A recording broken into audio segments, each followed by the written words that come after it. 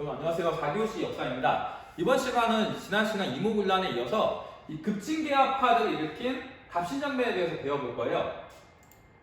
1884년 갑신년에 일어났던 이 갑신정변은 다른 말로는 3.1천하라고 끝나요.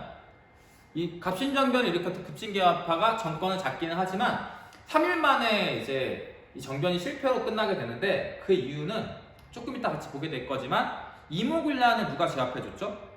네, 청나라의 군대가 제압해준 것처럼 이 갑신정변도 청나라 군대에 의해서 개합파가 몰살당하게 됩니다. 같이 봐볼게요. 자, 일단 원인은 이모군란 이후에 급진개합파와 온건개합파가 대립하게 됐어요. 이 급진개합파는 일본의 메이지 유신이 모델이었던 사람들이고 우리나라도 일본처럼 빠르게 개화를 해야 된다고 주장했던 사람들이에요. 반면에 온건개합파는 청나라를 모델로 했던 사람들인데 지금 이모군란 이후에 조선 정치계 그리고 조선이라는 나라에 누가 영향력이 컸겠죠? 그렇죠. 온건개합파가 청나라를 모델로 했던 온건개합파의 영향력이 커지니까 급진개합파들은 위기를 느낀 거예요. 우리가 빨리 개화를 해야 되고 그리고 일본처럼 발전해야 되는데 지금 청나라의 영향이 점점 커지면서 온건개합파들이 세력을 잡아가고 있었거든요. 이거에 위기감을 느낀 급진개합파가 이제 그 정변을 일으키려고 했는데 이때는 두 가지 약속이 있었어요. 하나는 청일 내정 간섭도 심화되었지만 또 하나는 일본 군대가 지원을 약속합니다. 만약에 급진개합파의 김옥균이 정변을 일으키게 된다면 우리 일본 군대가 급진개합파를 도와주기로 약속을 해요. 그럼 여러분들 이 일본 군대는 어디서 왔을까요? 그렇죠. 조금 전에 아까 봤던 이모군란에서 재물포 조약의 결과가 뭐였어요? 일본 공사관이 붙었는데 조선이 해준 게 없으니까 우리 공사관 우리가 지키겠다 하면서 일본 군대가 약 150명 정도가 이 조선에 있었던 일본 공사관에 파견을 받게 됩니다. 근데 여러분들 이때 상대했던 청나라 군대 몇 명이었는지 알아요?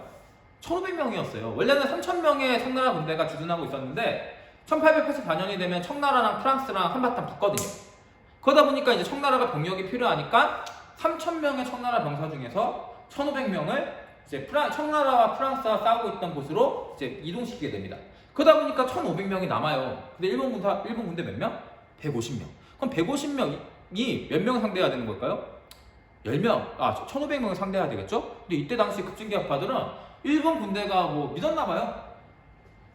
일본 군대 150명이 청나라 군대 1,500명은 뭐 막아줄 거다, 이겨줄 거다라고 생각했던 것 같아요.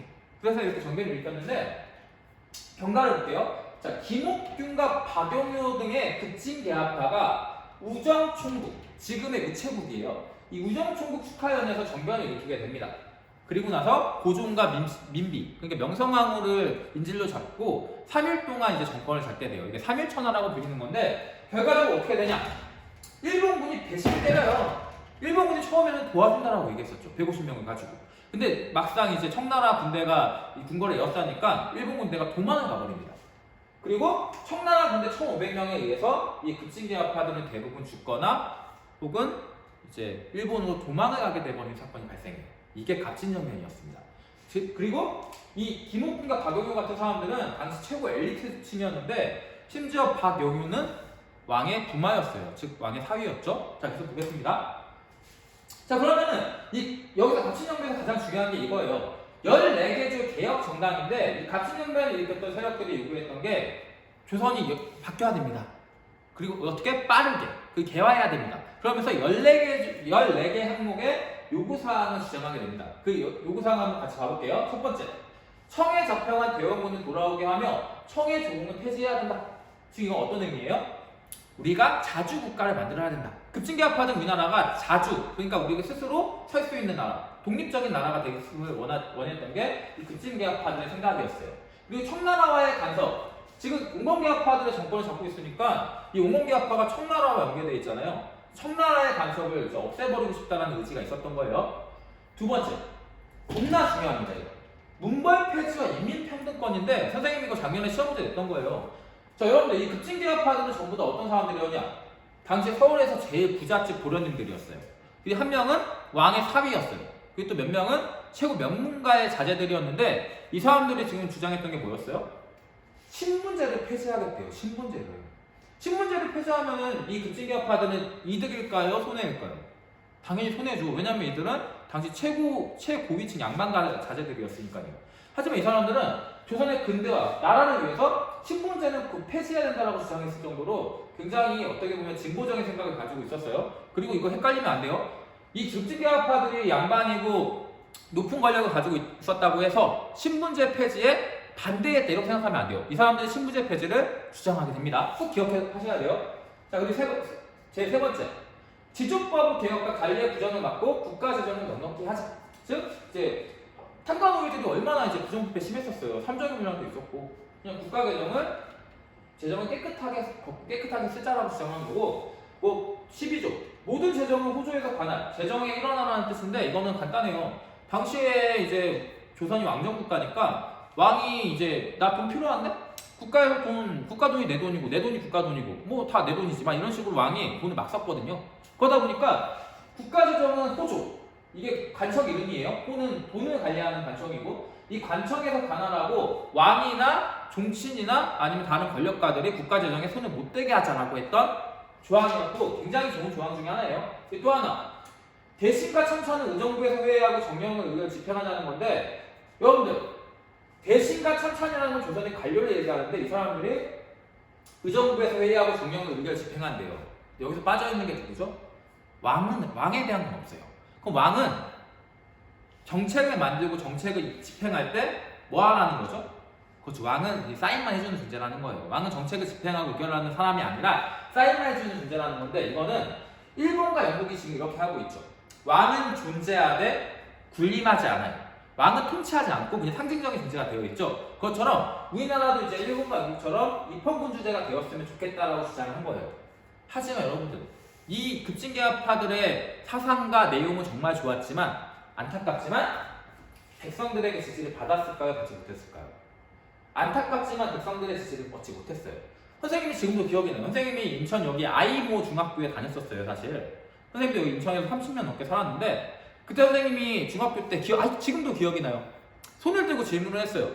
선생님, 갑신정변에 일으켰던 세력들이 신분제 폐지를 주장했는데 왜 일반 백성들에게 지지를 얻지 못했습니까?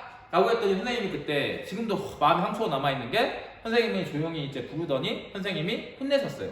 수업 시간에 쓸데없는 거 물어보지 말랬지 라고 했는데 이게 어떻게 쓸데없는 질문이에요. 당연히 궁금할 수밖에 없죠. 신분제 폐지는 일반 백성들한테 좋은 건데 이거 왜 지지를 얻지 못했을까?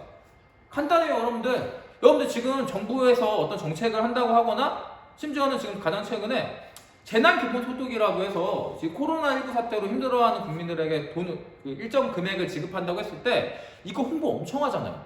TV에서도 하고 뉴스에서도 하고 라디오에서도 하고 광고에서도 하고 인터넷에서도 하고 홍보를 엄청 하는데 이때 급진개혁파들의 사상과 정책은 정말 좋았거든요. 근데 이거에 대해서 어떻게 홍보할 건데요? 당시 이제 글이 보편하는 것도 아니고 인터넷이 있는 것도 아니고 뭐 아니면 방송 매체로 이렇게 크게 광고하는 것도 아니고 홍보가 불가능했던 거예요. 그러다 보니까 이 사람들은 자신들의 좋은 정책이 있음에도 불구하고 일반 백성들에게 이제 지지를 받지 못하게 된 거죠. 알릴 수 있는 수단도 없었고 이 사람들이 알리려는 그런 방법도 갖추지 못했으니까요. 자, 그리고 결과적으로 청나라에 의해서 3일 만에 끝나게 된 게 이 갑신정변이었습니다. 자, 그럼 갑신정변의 결과 한번 봐볼게요. 자, 갑신정변의 결과 어떻게 됐겠어요? 청나라는 지금 이모군란 한번 도와줬죠. 그리고 갑신정변도 해결해줬죠. 이제 청나라는 조선에서 점점 더 입지가 더 커지는 거예요. 그러다 보니까 청나라의 내정 간섭이 더욱 강해지게 됩니다. 그리고 또 일본은 이번에도 마찬가지예요. 이번에도 일본 병사들 150명이 있다가 뭐 어떻게 여차여차해서 피해를 받겠죠. 그래서 이 피해에 대해서 한성 조약을 통해서 배상금을 조선으로부터 받아내게 됩니다. 자신들의 군대가 피해를 봤다고 하면서. 그리고 여기서 더 중요한 게 하나 있어요. 자, 청나라와 일본 군대가 지금 모두 조선에 들어와 있었죠. 갑신정변까지. 근데 이 두 나라가 합의를 봅니다. 자, 청나라 니네도 1500명 유지하기 부담되지. 우리도 150명 좀 부담되니까 우리 두 나라가 조선에서 군대를 철수하는 게 어떨까. 하지만 만약에 서로 우리 청나라와 일본 군대 중에 하나가 조선의 군대를 파병하게 될 때는 서로 이거를 무조건 알리도록 하자라고 하면서 합의를 봤던 것이 이 텐진 조약이었어요. 이 텐진 조약에 의해서 다음 시간에 일본 군대가 조선에 들어오게 됩니다. 그리고 일본 군대가 또 어떤 큰 사건을 치게 돼요. 그걸 다음 시간에 보도록 할게요. 자, 오늘 여기까지 할 건데 역사의 모든 거의 대부분의 사건들은 이런 전에 있었던 사건들이 스노우볼이 돼서 다음 사건으로 이어지게 되는 경우가 많아요. 그러다 보니까 이 전 사건에 대해서 우리가 꼼꼼하게 분석을 하고 있어야 다음 내용을 잘 이해할 수 있겠죠? 오늘 여기까지 하고 다음 시간에는 이제 이 텐진 조약의 결과 청나라와 일본 군대가 서로 군대를 파견할 때 알린다는 이 조약 때문에 청나라와 일본 군대가 조선에 동시에 파병하게 된 사건이 벌어지고 그걸로 인해서 조선에 큰 사건이 또 한 번 일어날 것입니다. 다음 시간에 계속 이어서 하도록 하겠습니다. 수고 많으셨습니다.